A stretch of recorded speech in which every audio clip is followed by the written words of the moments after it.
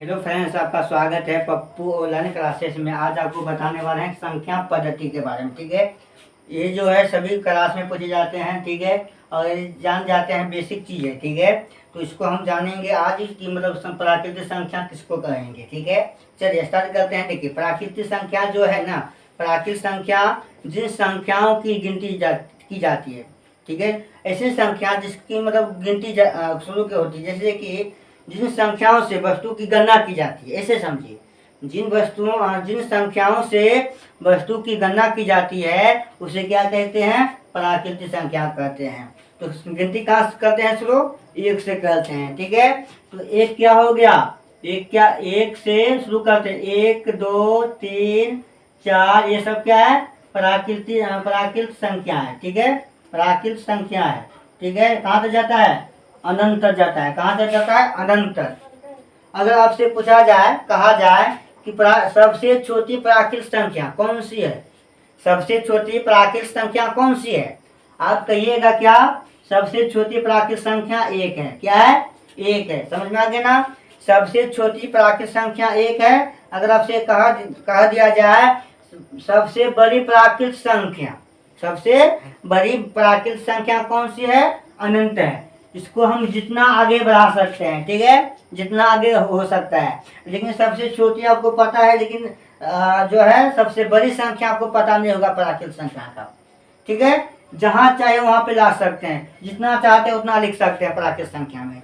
ठीक है, अब चलिए, अब जानेंगे क्या? पूर्ण संख्या। पूर्ण संख्या। तो पूर्ण संख्या में हम जानेंगे क्या? पूर्ण संख्या, प्राकृतिक संख्या। देखिए, इसका परिभाषा अगर लिखना चाहते हैं लिख सकते हैं।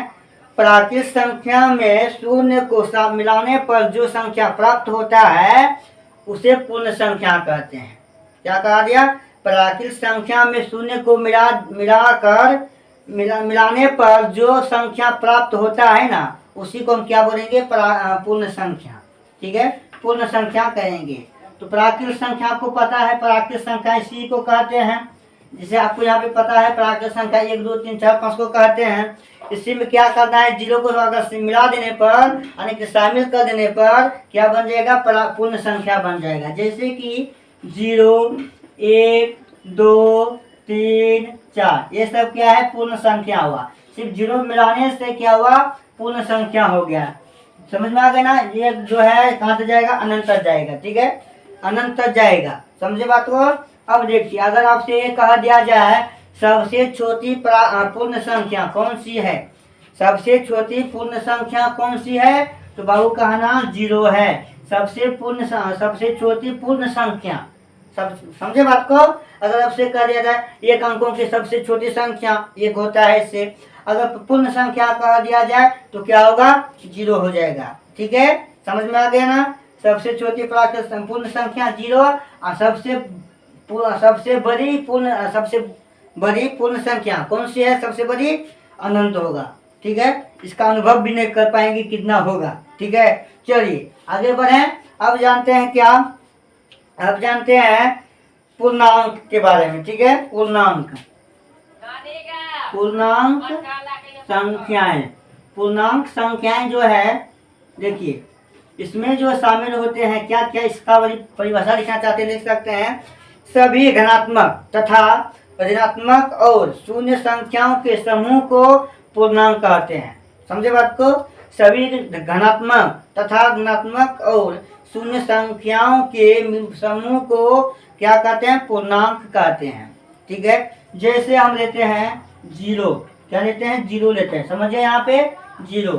जब 0 के आगे देखिए, यहाँ पे अभी मान लीजिए हम यहाँ पे हैं, अभी कहाँ पे हैं? 0 पर हैं। जब आगे बढ़ेंगे क्या होगा? प्लस होगा। अगर यहीं पर हम 0 है, मान लीजिए यहाँ पे 0 है, अगर पीछे जाएंगे क्या होगा? माइनस में जाएंगे। क्या होगा? माइनस में जाएंगे। ठीक है, तो उसी को ऋणात्मक कहते हैं। पर जब जाएंगे आगे तो क्या होगा? धनात्मक होगा। ठीक है, यहाँ पे 0 है, 0 जब आगे जाएंगे, ठीक है, मान लीजिए यहाँ पे आप खड़े हैं, जब आगे जाएंगे क्या होगा? प्लस में होगा। प्लस में जा रहे हैं। अगर यहाँ से आप यहाँ है, अगर इस पीछे जाएंगे क्या होगा? माइनस में होगा। तो यहाँ पे क्या होगा? प्लस में 1 होगा, प्लस में 2 होगा, प्लस में 3 हो जाएगा। इसी तरीका से जाते रहेंगे आप, ठीक है, कहाँ तक? अनंत तक, ठीक है, अनंत तक जाते रहेंगे। उसके बाद जो है देखिए, अगर आप पीछे जाते हैं तो मैं पीछे जाते हैं तो -1 होगा, -2 हो जाएगा, -3 होगा। इसी तरीका से आप जाते रहेंगे अनंत तक, कितना तक? अनंत तक जाते रहेंगे, कोई दिक्कत नहीं है। अगर देखिए आपसे कहा गया, इसमें आपको एक चीज ध्यान में रखना है। अगर आपसे कहेगा कि मतलब 100 बड़ा है कि 100 बड़ा है, -100 बड़ा है कि 100 बड़ा है, अब बताइए इसमें क्या बड़ा होगा? ठीक है, देखिए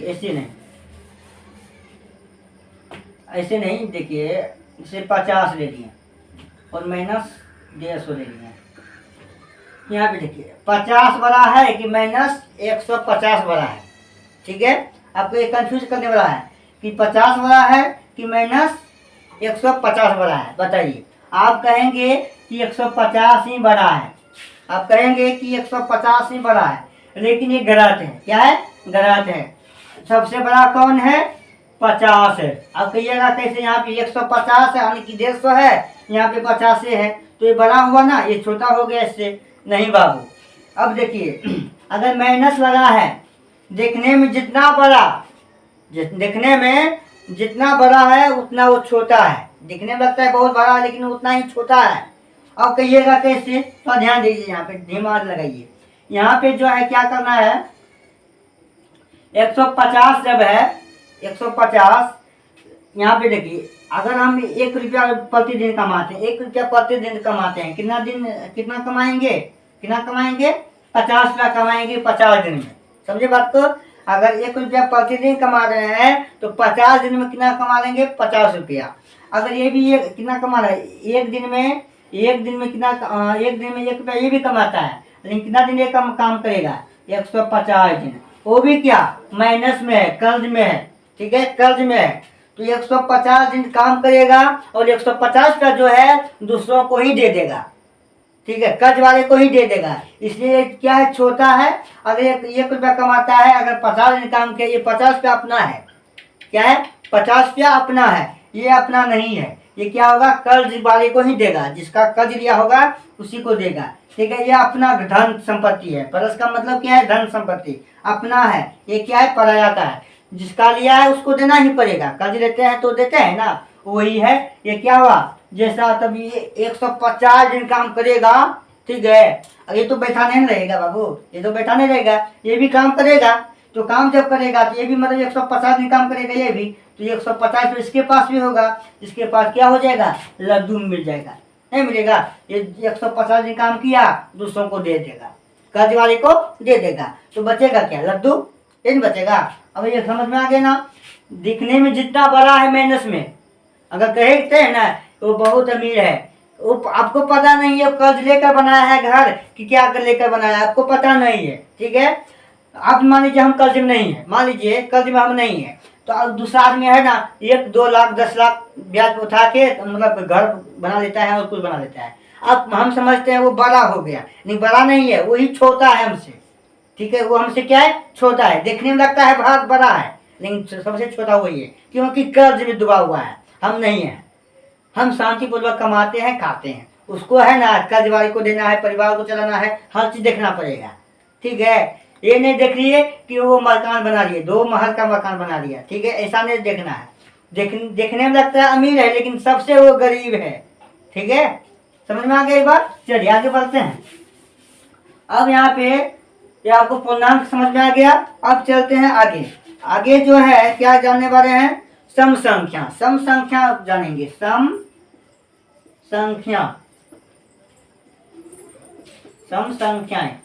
संख्या जो है ऐसी संख्या जो 2 से भाग लग जाए, उसी को हम क्या बोलेंगे?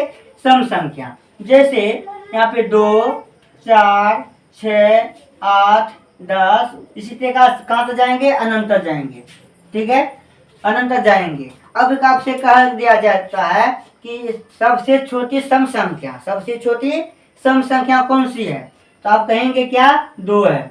अगर सबसे बड़ी संख्या सबसे बड़ी सम संख्या कौन सी है, अनंत होगा, इसको हम नहीं गिन सकते, आगे बढ़ते रहेगा। ठीक है, अब मान लो 10 है, 12, 14, 16, 18, 20, 22 ऐसे बढ़ते जाएगा। इसलिए मतलब आपको पता है, छोटी संख्या आपको पता है, लेकिन बड़ी संख्या जो है पता नहीं है। ठीक है, समझ में आ गया। अब चलिए आगे बढ़ते हैं विषम संख्या की तरफ। विषम संख्या जो है, विषम संख्याएं ऐसी संख्याएं जो 2 से भाग ना लगे। ठीक है, ऐसी संख्या जो 2 से विभाजित नहीं हो उसी क्या बोलेंगे, विषम संख्या। समझे बात को, ऐसी संख्या जो 2 से भाग ना लगे उसी को विषम संख्या। जैसे 3 ले लिए, 5 हो गया, 7, 9, 11, 13, 15, ठीक है, 17, 19, ये सब क्या है, विषम संख्या हो गया। ये सब क्या है, विषम संख्या। अब तो कहेंगे आपको कि सबसे छोटी विषम संख्या, सबसे छोटी विषम संख्या कौन सी है, आप कहेंगे कि 3 है। सबसे बड़ी संख्या विषम संख्या कौन है, अनंत है। अनंत, इसको हम नहीं गिन सकते हैं, जाते रहेंगे। ठीक है, आगे अनंत है। ये समझ में आ गया। चलिए आगे बढ़ें, आगे बढ़ते हैं। अब यहाँ पे जानेंगे अभाज्य संख्या। अभाज्य संख्या। अभाज्य संख्या जो, अभाज्य संख्याएं जो है किसको कहेंगे, अभाज्य संख्या ऐसी संख्या जो 1 से और खुद से विभाजित हो, यानी कि गुणनखंड हो, उसी को हम क्या बोलेंगे, अभाज्य संख्याएं बोलेंगे। ठीक है, 1 से और खुद से भाग लग जाए या गुणनखंड हो जाए, ठीक है, उसी को क्या बोलेंगे, अभाज्य संख्याएं बोलेंगे। जैसे हम लेते हैं, जैसे आपको कहते हैं 3 ले लिए, देखिए चलिए यहाँ पे मान लेते हैं 2 लेते हैं, 3 लेते हैं, ठीक है, 5 लेते हैं, 7 लेते हैं, और कितना होगा, 11 लेते हैं, 9 तो नहीं हुआ, 8 भी नहीं हुआ, 11, 13, 17, ये सब क्या है, ये सब क्या है, विषम संख्या, सॉरी विषम बोलते हैं, अभाज्य संख्या। देखिए अक्सर अगर कहा दिया जाता है कि मतलब सम संख्या और विषम संख्या, देखिए सबसे छोटी है 2 भी है यहाँ पे सम संख्या में, और ये विषम संख्या क्या है, पहला लेटर क्या है, शुरू कहाँ से होता है, 2 से। यहाँ पर भी सम संख्या भी 2 से शुरू होता है, अभाज्य संख्या भी 2 से ही शुरू होता है। ठीक है, तो चलिए आगे बढ़ते हैं। अब अगर कह दिया जाता है कि सबसे छोटी अभाज्य संख्या 2 होगा और सबसे बड़ी संख्या अनंत होगा, क्या होगा, अनंत। समझ में आ गया। चलिए आगे बढ़े। अब जानते हैं भाज्य संख्या। भाज्य संख्या जानते हैं। भाज्य संख्या किसको कहेंगे, देखिए तो ध्यान देना है परिभाषा पर।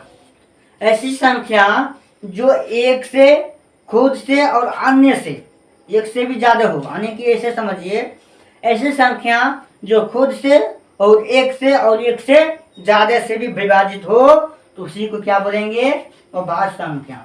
जैसे हम आपको उदाहरण देते हैं, उदाहरण में देते हैं 4, 6, 8, ठीक है, 8, 9, 10, 12, ठीक है, 14, 15, 16, ये सब क्या है, वो भाज्य संख्या है। क्या है, भाज्य संख्या। जैसे यहाँ पे 4 का क्या लेंगे, और गुणनखंड अगर करते हैं, या गुणनखंड लीजिए या भाग कीजिए, देखिए यहाँ पे 1 से भी खा रहा है भाग, 1 से 4 में भाग देंगे तो भाग लग जाएगा।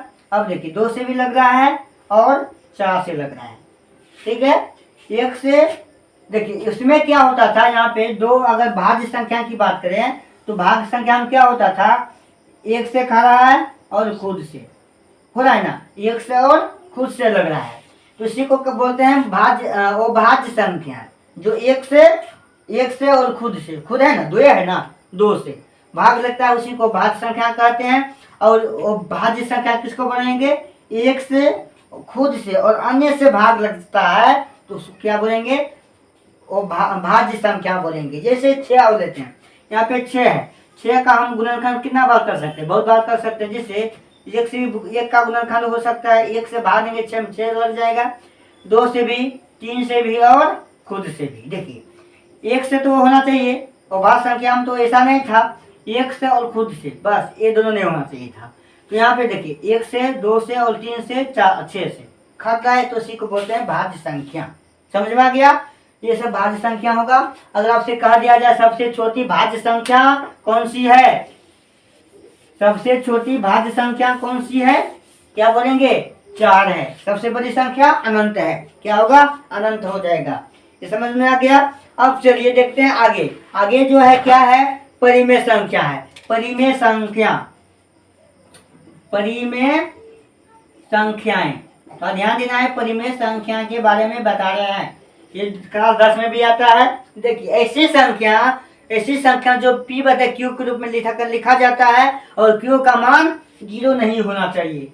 ऐसी संख्या जो p बटे q के रूप में लिखा जाता है और q का मान जो है क्या होना चाहिए? 0 नहीं होना चाहिए। ठीक है, 0 नहीं होना चाहिए, उसको क्या कहेंगे? परिमेय संख्या। p बटे q के रूप में होना चाहिए। जैसे हम उदाहरण में आपको देते हैं, जैसे यार क्या लिख सकते हैं? ये लिखेंगे 2/3, 4/5, ये सब जो है √3 भी लिख सकते हैं। √3 नहीं लिख सकते हैं, नहीं लिख सकते इसको। अब मान लीजिए यहाँ पे 7 लिख सकते हैं, -9 लिख सकते हैं, -9/5 लिख सकते हैं, ऐसे कुछ लिख सकते हैं। इसी को क्या बोलेंगे? परिमेय संख्या बोलेंगे। ठीक है, तो ये परिमेय संख्या हो गया, आपको पता चल गया ऐसे होता है। ठीक है, अब चलते हैं वो परिमेय संख्या। वो परिमेय होता है क्या? वो परिमेय संख्या, वो परिमेय संख्या। वो परिमेय संख्या किसे बोलेंगे? ऐसी संख्या जो p बटे q के रूप में नहीं लिखा जाता है और q का मान जो होता है उसे हम क्या बोलेंगे? वो परिमेय संख्या। जैसे उदाहरण आपको बताते हैं, √3 है, √2 यहाँ पे लिख देते हैं। देखिए यहाँ √2, √3, √5, √6, √7, √8, ये सब क्या है? वो परिमेय संख्या है। ठीक है, देख कर ही पता लगना चाहिए कि वो ऑब्जेक्टिव में पूछता है ये सब चीज। तो 10 क्लास में ये पूछता है √2 परिमेय संख्या है कि वो परिमेय संख्या है, इनमें दोनों है, इनमें से कोई नहीं है। आपको 4 ऑप्शन देगा तो पता होगा तभी ना। √2 जो है वो परिमेय संख्या है, √3 भी वो परिमेय संख्या है, √5 भी है वो परिमेय, √6 भी वो परिमेय। ऐसे आपको होना चाहिए। जैसे और लेते हैं √10 जो है वो परिमेय संख्या हुआ, √11 ये भी वो परिमेय संख्या हो गया। हाँ, √12 भी क्या हो गया? वो परिमेय संख्या। ऐसे परिमेय संख्या होता है। समझ में आ गया? अब जानेंगे वास्तविक संख्या। वास्तविक संख्या किसको बोलेंगे? वास्तविक संख्या जो चैप्टर है क्लास 10 में वास्तविक संख्या, उसको हम जानेंगे। देखिए यहाँ पे तो ध्यान देना, इसको हम क्लियर कर देते हैं, दिखाई नहीं पड़ेगा आगे। ठीक है, इसको कुछ मिटा देते हैं, आगे उतारना चाहते उतार सकते हैं। देखिए अब यहाँ पे आगे बढ़ेंगे वास्तविक संख्या और वो वास्तविक संख्या जिसको बोलते हैं काल्पनिक संख्या। ठीक है, अगर पहली बार आए हैं तो चैनल को सब्सक्राइब कर लीजिए। ठीक है, चलिए आगे बढ़ते हैं। वास्तविक संख्या क्या जानने वाले हैं? वास्तविक संख्याएं, इसका परिभाषा देखिए, बोलते हैं परिभाषा, जिन संख्याओं का कोई भी मान संभव हो तो उन संख्याओं को वास्तविक संख्या कहते हैं। क्या बोले हैं? जिन संख्याओं का कोई भी मान संभव हो तो उन संख्याओं को वास्तविक संख्या कहते हैं। जैसे आपको हम बता देते हैं, रोमन एक में वो लेते हैं 0 लेते हैं, -1 प्लस में होगा ना, प्लस में 1, प्लस में 2, प्लस में 3, ये सब क्या है? वास्तविक संख्या है। ठीक है, ये हम क्या किसमें पढ़े थे? ये जो पढ़े थे हम पूर्णांक में पढ़े थे, लेकिन किसका उदाहरण है? इस वास्तविक संख्या के ही उदाहरण है। और माइनस में 1 हो गया, -2 हो गया, -3 हो गया, ये सब किसमें पढ़े थे? पूर्णांक में पढ़े थे। ठीक है, ये सभी का उदाहरण हो गया। अब देखिए आगे बढ़ते हैं। अब देखिए क्या है उसका उदाहरण भी, जैसे हम लेते हैं 2/7, 5/7, 8/7, 9/12, ये सब क्या किसका उदाहरण है? आपको बताए ना वे किसका उदाहरण था? ये हम पूरा भी गए हैं। तो ये जो था वो परिमेय संख्या का ये उदाहरण था। नहीं, p बटे q ग्रुप में है ना, p बटे q ग्रुप में है, इसका जो है उदाहरण वो परिमेय संख्या, वो परिमेय संख्या वास्तविक संख्या में आ जाता है। उसके बाद अगर बात करें परिमेय संख्या, √2 होगा, √3 होगा, √5 होगा, हाँ, रूट 6 होगा, रूट 7 होगा। ये सब हम पढ़े थे किसमें, रूट अपरिमेय संख्या में। लेकिन अपरिमेय की संख्या जो है किसमें आ जाता है, वास्तविक संख्या में। ठीक है, अगर आपको पढ़ना होगा वास्तविक संख्या में एक चीज क्या, जैसे रोमन 4 का उदाहरण देखें हम तो क्या देखेंगे, 0.21 ऐसे लेता है, 322 ऐसे आपको सवाल आपको देखने के लिए मिलेगा आगे। ठीक है, ऐसे ये सब क्या है, वास्तविक संख्या का ही उदाहरण है ये। ठीक है, वास्तविक संख्या का ही उदाहरण है। ये समझ में आ गया सारी बात। ये सब जितना आप पढ़े ना इधर वास्तविक संख्या के पढ़े कि जितना आप पढ़े हैं वो जब सब आ जाएगा किसमें, वास्तविक संख्या में। आपको पता होना चाहिए। मान लीजिए ना, तो सभी ऊपर जितना भी संख्या पढ़ती है सभी का बाप है वास्तविक संख्या, याद रखना है। सभी संख्या का बाप जो संख्या पढ़ते हम पढ़े ना, क्या क्या पढ़े, क्या क्या पढ़े, प्राकृतिक संख्या, पूर्ण संख्या, पूर्णांक, सम संख्या, विषम संख्या, परिमेय संख्या, अपरिमेय संख्या पढ़े ना भी। ये सभी का बाप कौन है, वास्तविक संख्या है। कैसे बाप है ये बताइए, ये सभी का बाप वास्तविक संख्या है। आपको ये पता होना चाहिए, दिमाग में बैठा लीजिए। अब चलते हैं वो अवास्तविक संख्या जिसको बोलते हैं काल्पनिक संख्या। ओके, काल्पनिक संख्या जिसको बोलते हैं वो जानते हैं। इसको मिटा दें, अगर लिखना चाहते हैं लिख सकते हैं। ठीक है, यहाँ पे क्लास 10 का में ये जो वास्तविक संख्या है सभी चीज क्लास 10 में पूछा जाता है। ठीक है, इसलिए ध्यान से देखना है। अब वास्तविक, वास्तविक, ठीक है, यहाँ पे वास्तविक, वास्तविक या काल्पनिक, काल्पनिक,